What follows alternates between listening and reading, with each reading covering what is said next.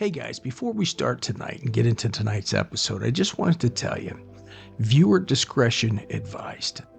Sometimes just by talking about a topic, you're inviting it into your life. I've dealt with this, and it's affected my family in the past, and of course myself, through diabolical attacks, demonic entities in the house, and all types of weird stuff. I always keep this crucifix with me. I carry it everywhere I go. Something I believe in. And tonight's topic, I'm putting it right here on the microphone, just for good measure. Because sometimes when you talk about something, it invites it to join you. Over the years, I've studied and learned from some of the best in the field of the paranormal. I've heard so many do's and don'ts when dealing with the other side, but I always wondered if in fact we are here to get answers and record and document otherworldly happenings, then why do we stop at certain ways at which we approach the entities? I realize caution must be taken. I myself wear a rosary around my neck at all times. I realize and have witnessed the dangers of what can happen when you call upon these things. The Ouija is one of those things I have always been told to avoid at all cost, but sometimes I didn't listen so well. Perhaps that's why I went rogue and did things my own way. If we truly are here to find proof of the paranormal, then risk must be taken. We're either going to investigate this thing or we're not. And when dealing with this field, there can be no in between. No doubts whatsoever. We're going against the wind. The wind's 120 knots from the west. Stop this. A UFO.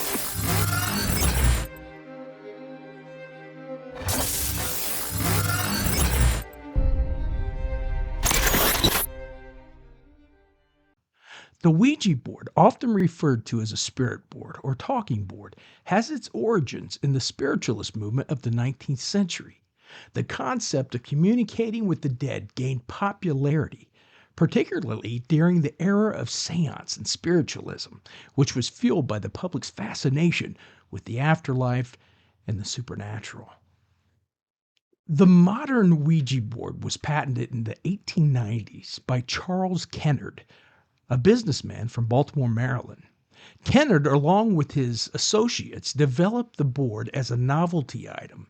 In 1891 interview, Kennard said, "We wanted to create a tool that could help people communicate with spirits. It's a game for those who are curious about the unknown." The board consists of a flat surface marked with letters, numbers, and other symbols along with a planchette, a small heart-shaped pointer that moves to spell out messages. In one of the newspaper interviews I found that was funny, Kennard was asked, "Does the Ouija really work?" His reply was, "Have you seen the size of my house?" Anyway, the name Ouija is believed to come from a combination of the French and German words for yes, oui, and je, respectively.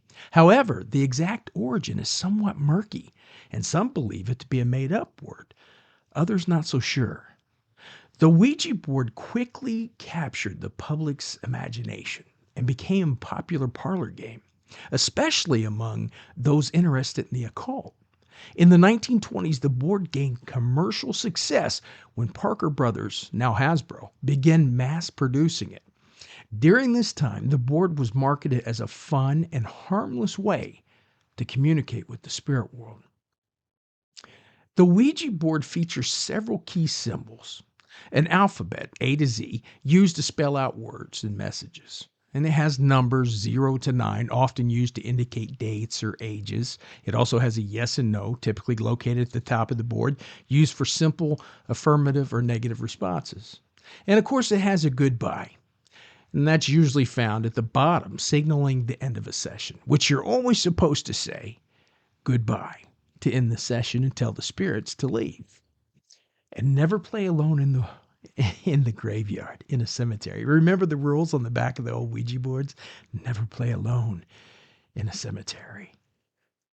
These symbols are meant to facilitate communication, allowing users to ask questions and receive answers from the spirits. What about Zoni, the demon, or ZoZo?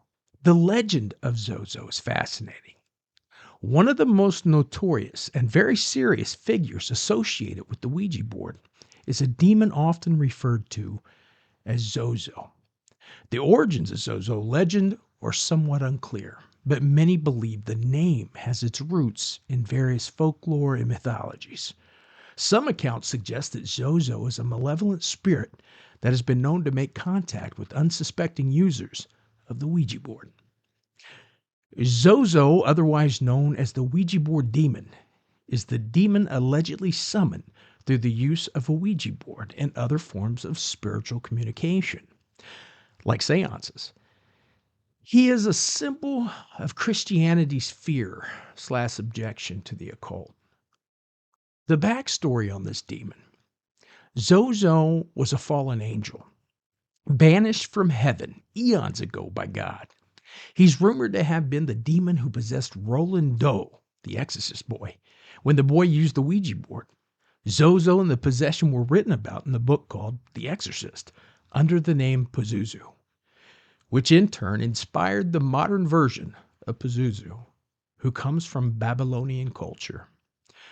ZoZo is often said to mimic the voices of the dead who the user of the Ouija board wishes to talk to.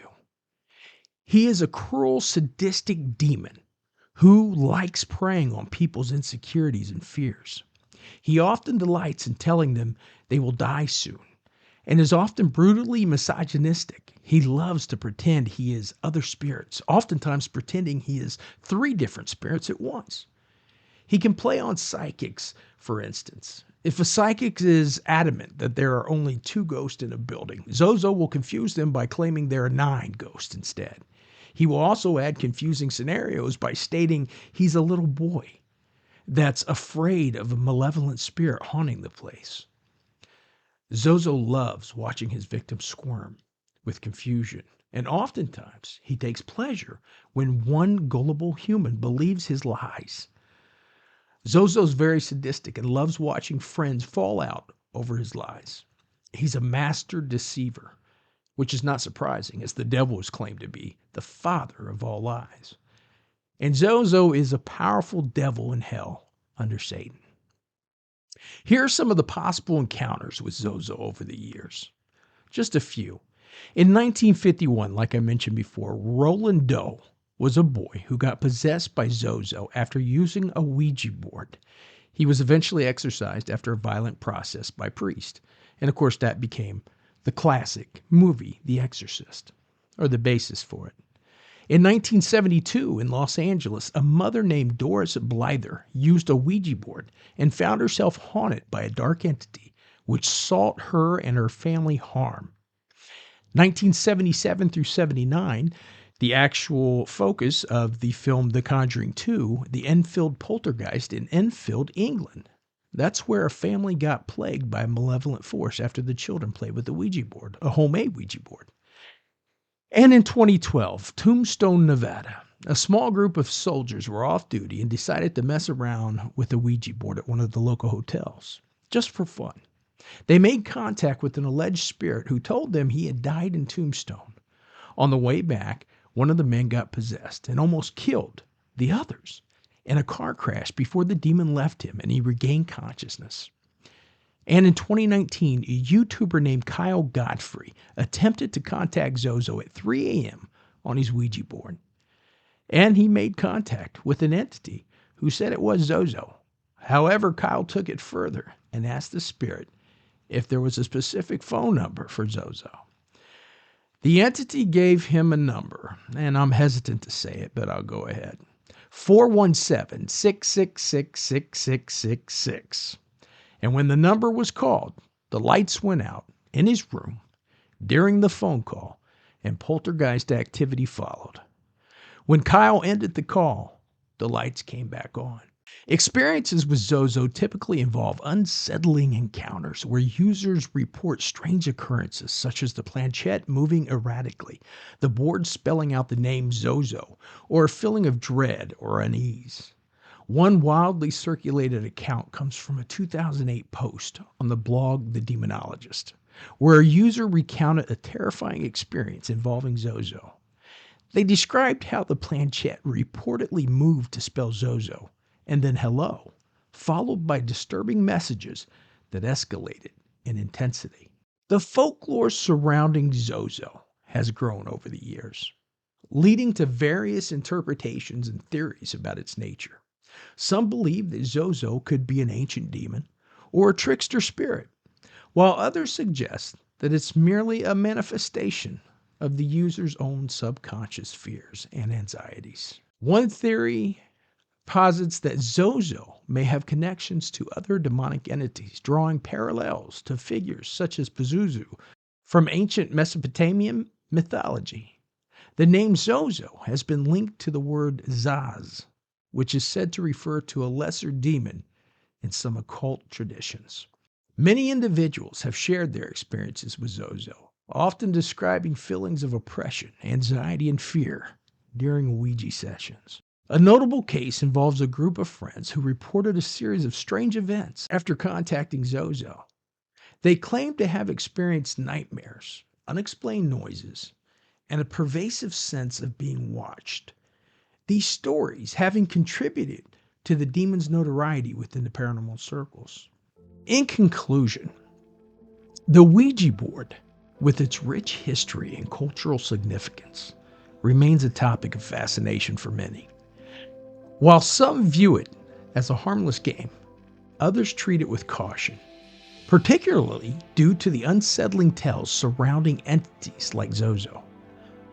The stories and experiences associated with the Ouija board and ZoZo illustrate the complex interplay between belief, fear, and the unknown.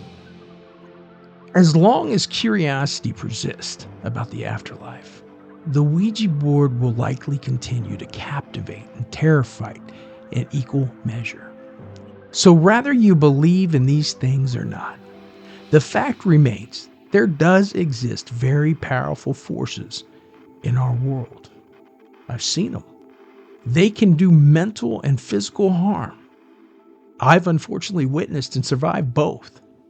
So tonight, when your head hits the pillow and your mind starts to drift to that soft spot, somewhere between being awake and the sleep state, take just a moment to maybe say a prayer, maybe ask for guidance or protection from the things we can't always see, but they exist nonetheless.